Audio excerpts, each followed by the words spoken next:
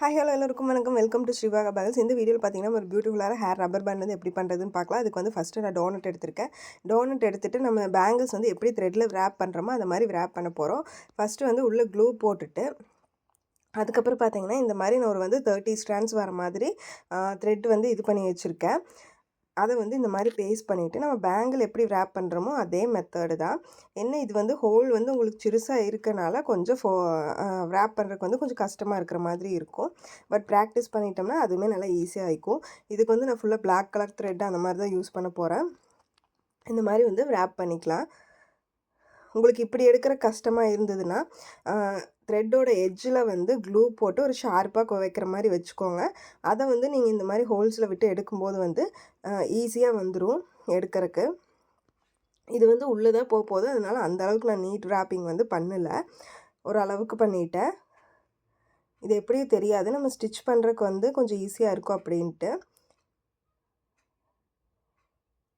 அதுக்கடுத்து பார்த்தீங்கன்னா இதே மாதிரி ஃபுல்லாக வந்து ரேப் பண்ணி எடுத்துக்கலாம்.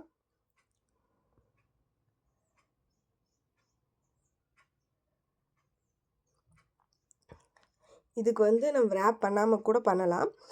ஏன்னா இதுக்கு வந்து மேலே நான் வந்து மறுபடியும் நெட் கிளாத்து ஒரு பிளாக் கிளாத்து கொடுத்து தான் கொடுக்க போகிறேன். ஆனால் ரேப் பண்ணாமல் பண்ணும்போது அது ஸ்டிச் பண்ணுறதுக்கு வந்து நம்மளுக்கு கொஞ்சம் கம்ஃபர்டபுளாக இருக்காது. இப்போ எக்ஸஸ் எல்லாம் கட் பண்ணிவிட்டு க்ளூ போட்டு பேஸ்ட் பண்ணிக்கலாம். இதே மாதிரி பேலன்ஸ்க்கும் த்ரெட் வந்து ரேப் பண்ணி வச்சுக்கலாம். ரேப் பண்ணிட்டு காட்டுறேன். இது ரேப் பண்ணினா உங்களுக்கு அந்த நெட்டெல்லாம் வைக்கும்போது வந்து கொஞ்சம் ஸ்டிச் பண்ணுறதுக்கு ஈஸியாக இருக்கும். அது ரேப் பண்ணிவிட்டு ட்ரை ஆக விட்டுருங்க. அதுக்கப்புறமா நான் வந்து நெட் கிளாத் எடுத்துகிட்டு இப்படி வந்து இது ரவுண்டாக வச்சு அதுக்கு எவ்வளோ தேவைப்படுதோ அந்த மாதிரி கட் பண்ணிக்கலாம். இப்படி கட் பண்ணும்போது ரொம்ப எக்ஸஸ் வேஸ்ட் வராது. ரவுண்டு கரெக்டாக வரலினா இந்த மாதிரி ஒரு 4ஆக ஃபோல்ட் பண்ணிக்கோங்க. 4ஆக ஃபோல்ட் பண்ணிவிட்டு ஒரு கர்வ் மாதிரி கட் பண்ணினீங்கன்னா உங்களுக்கு ரவுண்டு வந்து நல்லா வந்துடும். இந்த மாதிரி ரவுண்டாக கிடச்சிருச்சு. இப்போ இதில் வந்து ஒரு லைனிங் கிளாத் மாதிரி ஒரு காட்டன் கிளாத் வந்து எடுத்திருக்கேன். எடுத்துட்டு அது இதே ரவுண்டை வச்சு நம்ம கட் பண்ணிக்கலாம். இது ரெண்டுமே பிளாக்காக இருக்கங்காட்டி டோனட் நீங்கள் ரேப் பண்ணினாலும் தெரியாது. ஆனால் ஸ்டிச் பண்ணுறதுக்கு நம்ம இந்த டோனட்டில் ரேப் பண்ணிக்கிற த்ரெட்டு வச்சு நம்ம கொஞ்சம் ஸ்டிச் பண்ணும்போது இன்னும் கொஞ்சம் ஸ்ட்ராங்காக இருக்கும். அதனால அதை ரேப் பண்ணியிருக்கேன் நான். இதுவும் அந்த மாதிரி 4ஆக ஃபோல்ட் பண்ணி அந்த பிசுரெல்லாம் வந்து கட் பண்ணிக்கலாம். இப்போ இது வந்து சென்டராக வச்சுட்டு நீங்கள் சும்மா ஒரு ஃபோல்ட் பண்ணி பார்த்தா டோனட் கவர் ஆகுதா அப்படிங்கிறத செக் பண்ணிக்கோங்க. பண்ணிவிட்டு அதுக்கப்புறமா normal needle and swing thread வந்து எடுத்திருக்கேன். இதில் வந்து ரன்னிங் ஸ்டிச்சஸ் வந்து போட்டுக்கலாம். இந்த ரவுண்டாக இருக்கு இல்லையா, அதை சுற்றியுமே வந்து நம்ம ரன்னிங் ஸ்டிச்சஸ் வந்து போட்டுக்கலாம்.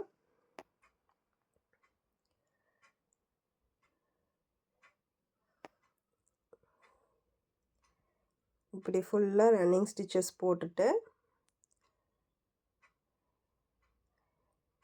கடைசியில் வந்து டோனட்டை வந்து நம்ம உள்ளே வச்சு இது பண்ணிக்கலாம். டோனட் இப்படி வச்சு அந்த த்ரெட்டை புல் பண்ணிங்கன்னா இந்த மாதிரி நல்லா இதாகிக்கும். நல்லா டைட்டாக எவ்வளோ இழுக்க முடியுமோ இழுத்துட்டு நாட் பண்ணிக்கோங்க.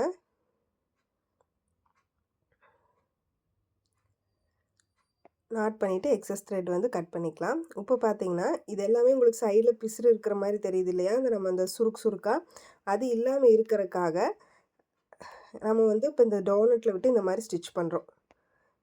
டோனட்டில் இருக்கிற த்ரெட்டோட இந்த நெட் கிளாத்தும் வச்சு வர மாதிரி இப்படி இழுத்தோம்னா அந்த சுருக்காக இருக்கிறது எல்லாமே வந்து உங்களுக்கு தெரியாது. அந்த இடத்துல வந்து நல்ல ஒரு ஃபிட் ஆகிற மாதிரி நல்லா டைட்டும் ஆகிக்கும். கிளாத் வந்து டோனட்டோட நல்லா டைட்டும் ஆகிக்கும். அதே மாதிரி உங்களுக்கு அந்த ஸ்ட்ரிங்கெல்லாம் இல்லாத மாதிரி நல்லா நீட்டாக வரும். த்ரெட்டு வந்து பாட்டு எடுங்க. இது வந்து கட் ஆகிடுச்சு எனக்கு. ஸோ இது வந்து ஒரு நாட் போட்டுட்டு நான் அகைன் வந்து பண்ணுறேன். இப்போ பார்த்திங்கன்னா அதே மாதிரி சுற்றி நான் வந்து ஸ்டிச் பண்ணிவிட்டேன். அதில் பண்ணினதுக்கப்புறம் அகைன் ஒரு ரவுண்ட் பீஸ் வந்து குட்டியாக கட் பண்ணுறேன். அந்த டோனட்டுக்கு அளவாக வர மாதிரி கட் பண்ணிவிட்டு, ஏன்னா இது வந்து மேலே நம்ம அந்த டோனட் உள்ளே வச்சு இழுக்கும்போது உங்களுக்கு அந்த மேலே கொஞ்சம் பிசுறு இருக்கு இல்லையா, அதை மறைக்கிறதுக்காக இந்த மாதிரி கட் பண்ணிவிட்டு அது மேலே வச்சு அந்த பிசுரை வந்து கவர் பண்ணி ஸ்டிச் பண்ண போகிறோம். இப்போ அந்த சுருக்கு வராமல் இருக்கிறதுக்கு எப்படி டோனட்டோட த்ரெட்டுக்குள்ளே வச்சு ஸ்டிச் பண்ணமோ அதே மாதிரி இதையும் ஸ்டிச் பண்ணிக்கலாம். நல்லா அந்த கிளாத்து நல்லா உள்ளிட்டு எடுக்கும்போதே உங்களுக்கு தெரியும் அந்த டோனட் மேலே நீடில் பட்டு வர்றது. ஸோ அப்படி பட்டு வரும்போது நல்லா உள்ளே இருக்கிற த்ரெட்டோடு வந்து உங்களுக்கு இந்த த்ரெட்டும் இதாகி வரும்போது நல்லா ஸ்ட்ராங்காக இருக்கும், எதுவும் பிரியாமல். இதே மாதிரி சுற்றி வந்து ஸ்டிச்சஸ் போட்டுக்கலாம். இது நெட் கிளாத்துங்காட்டிக்கு உங்களுக்கு எங்கேயும் பிரியாது நம்ம கட் பண்ணாலும். அதுக்கப்புறமா சென்டராக பார்த்து ரப்பர் பேண்ட் வச்சு ஸ்டிச் பண்ணிக்கலாம். இதில் வந்து நான் ரப்பர் பேண்ட் வந்து ஸ்டிச் பண்ணிக்கிறேன். லாஸ்ட் வீடியோ சென்டர் கிளிப் போட்டேன் இல்லையா, அதை இதுக்கு முன்னாடி வைக்கிற நெட் வரைக்கும் ஒரே மாதிரி தான். அதுக்கு மேலே நான் வந்து B7000 க்ளூ போட்டு அந்த கிளிப் வந்து பேஸ்ட் பண்ணிட்டேன். அவ்வளோதான் இதுக்கு அதுக்கு டிஃப்ரென்ஸ். இதில் ஹேர் பேண்ட் வச்சுருக்கேன். அதில் வந்து கிளிப் வந்து க்ளூ போட்டு நான் பேஸ்ட் பண்ணிவிட்டேன். இது வந்து பேண்டுனால நான் ஸ்டிச் பண்ணிகிட்ருக்கேன். இந்த மாதிரி போட்டு ஃபுல்லாக ஸ்டிச் பண்ணிவிட்டு அதுக்கப்புறமா இது மேலே ஒரு கிளாத் வச்சு ஒரு ஒரு ரெக்டாங்கிள் ஷேப்பில் ஒரு கிளாத் கட் பண்ணிவிட்டு இந்த பேண்டை கவர் பண்ணுற மாதிரி வச்சு ஸ்டிச் பண்ணுறேன். ஃபுல்லாக அந்த அந்த ரெக்டாங்கிள் மாதிரி வச்சது வந்து உங்களுக்கு கவர் ஆகிற மாதிரி வச்சு ஸ்டிச் பண்ணிக்கலாம். அடியில் இருக்க நெட்டோட வச்சு நம்ம வந்து ஸ்டிச் பண்ணிக்கலாம். இந்த மாதிரி ஸ்டிச் பண்ணும்போது நீங்கள் பேண்டு ஒரு தடவை ஸ்டிச் பண்ணியிருக்கோம், அதுக்கு மேலே ஒரு லேயர் மாதிரி ஸ்டிச் பண்ணியிருக்கோம். ஸோ வந்து நல்ல க்ரிப்பாக இருக்கும், உங்களுக்கு எதுவுமே பிரிஞ்சு வராது, நல்லா ஸ்ட்ராங்காகவும் இருக்கும். சுற்றி வந்து இதே மாதிரி ஸ்டிச்சஸ் போட்டுக்கலாம். போட்டுட்டு இதுக்கு மேலே எப்படி ஒர்க் பண்ணுறதுங்கிறதையும் பார்த்துடலாம். பார்த்தீங்கன்னா இது ஃபுல்லாக ஸ்டிச் பண்ணி முடிச்சிட்டேன். போட்டு நாட் போட்டு கட் பண்ணிக்கோங்க. கட் பண்ணிவிட்டு முன்னாடி திருப்பி பார்த்தா உங்களுக்கு அந்த அந்த ஸ்ரிங்கெல்லாம் எதுவுமே இல்லாமல் நல்லா நீட்டாக இருக்கும். இப்போ பார்த்தீங்கன்னா நம்ம சென்டரில் B7000 தான் ஃபுல்லாக யூஸ் பண்ணுறேன். க்ளூ போட்டுட்டு 4 mm round maroon colour stone வந்து பேஸ்ட் பண்ணியிருக்கிறேன். அதை சுற்றி அகெயின் க்ளூ போட்டுட்டு திலகம் ஸ்டோன் க்ரீன் கலரில் பேஸ்ட் பண்ணுறேன்.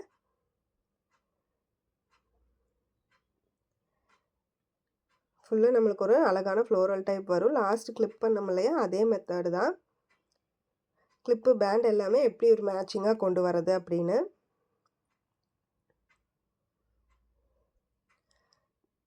இது பேஸ்ட் பண்ணிவிட்டு இதுக்கப்புறமா வந்து ஹார்ட்டின் ஷேப் வந்து பேஸ்ட் பண்ண போகிறோம்.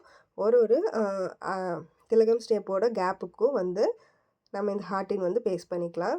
இந்த ஹார்ட் ஷேப் வந்து பேஸ்ட் பண்ணிவிடுவோம். அந்த ஷார்ப் எட்ஜஸ் வந்து இந்த திலகம்குள்ளே இருக்கிற மாதிரி பார்த்துக்கோங்க. அப்போ இந்த சைடு வந்து உங்களுக்கு கேப் கிடைக்கும். அதில் நம்ம வந்து ஜர்கான் ஸ்டோன்ஸ் அது மாதிரி எது ஒன்று நம்மளுக்கு எது கம்ஃபர்டபுளாக வருதோ அந்த ஸ்பேஸ்க்கு எது வைக்க முடியுதோ அந்த மாதிரி வச்சுக்கலாம்.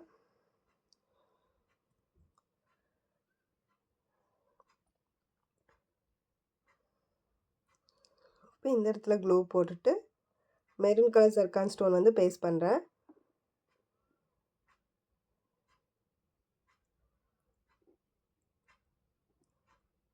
இந்த கேப்பில் எல்லாமே மெரூன் பேஸ்ட் பண்ணிக்கலாம். இந்த ஹார்ட் ஷேப் கேப் இல்லாமல் நல்லா உங்களுக்கு நீட்டாக ஃபில் ஆகிடும். ஸோ நம்ம எங்கே எப்படி ஃபில் பண்ணினா கரெக்டாக இருக்குமோ அதை பார்த்து ஃபில் பண்ணிக்கலாம். இப்போ அடுத்தது ஒயிட் கலர் ஜர்கான்ஸ் வந்து பேஸ்ட் பண்ண போகிறோம். அதுக்கும் க்ளூ போட்டுக்கலாம். மெரூன் பக்கத்துலேயே ஒயிட்டும் பேஸ்ட் பண்ணிக்கலாம். நம்ம சேனலுக்கு இதுதான் ஃபஸ்ட் டைம் வரீங்கன்னா மறக்காமல் சப்ஸ்கிரைப் பண்ணிக்கோங்க, பெல் ஐக்கானும் ப்ரெஸ் பண்ணிக்கோங்க. அண்ட் இந்த மாதிரி பேண்டு பேங்கிள்ஸ் ஆர்டர் பண்ணணுன்னா டிஸ்கிரிப்ஷனில் வாட்ஸ்அப் நம்பர் கொடுக்குறேன், நீங்கள் வந்து ஆர்டர் பண்ணிக்கலாம். கலர் அண்ட் சைஸ் வந்து ஃபுல்லி கஸ்டமைசபிள். இப்போ இது முடிச்சுட்டு இதுக்கப்புறம் எகெயின் வந்து க்ளூ போட்டுட்டு நான் 3 mm ceramic gold colour round ஷேப்பில் வந்து பேஸ்ட் பண்ணுறேன். இதை வந்து சுற்றியுமே பேஸ்ட் பண்ணிக்கலாம். முடிஞ்சளவு ஈவனாக வர மாதிரி பார்த்து கரெக்ட் பண்ணிக்கோங்க. ட்ரையாக இருக்கு முன்னாடி அது எல்லாமே பண்ணிட்டிங்கன்னா பண்ணிக்கலாம். இப்போ அதுக்கடுத்து பார்த்திங்கன்னா திலகம் வைக்கிறேன். இந்த 3 mm ரவுண்ட் முடிச்சுட்டு திலகம் ஸ்டோன் வந்து இந்த மாதிரி க்ளூ போட்டுட்டு பேஸ்ட் பண்ணிக்கலாம். ஃபுல்லாகவே இந்த ரவுண்டு ஃபுல்லாக இதே மாதிரி பேஸ்ட் பண்ணும்போது இதோட லுக் பார்த்திங்கன்னா இன்னுமே நல்ல ஒரு ஃப்ளோரல் டைப்பில் நல்லா அழகாக கிடச்சிடும். உங்களுக்கு அதே மாதிரி அந்த டோனட்டோட இது எதுவுமே தெரியாமல் நல்லா நீட் லுக்கில் கிடச்சிடும். இது ட்ரை ஆனதுக்கப்புறம் அந்த திலகமுக்குள்ளே மேலே வர அந்த ஷார்ப் எட்ஜஸ் கேப் இருக்கு இல்லையா, அங்கெல்லாம் க்ளூ போட்டுட்டு ஜர்கான் ஸ்டோன்ஸ் வந்து பேஸ்ட் பண்ணிக்கலாம். அது வந்து இன்னும் நல்லாமே கிளிட்டரிங் எஃபெக்டோட நல்லா அழகாக கிடைக்கும்.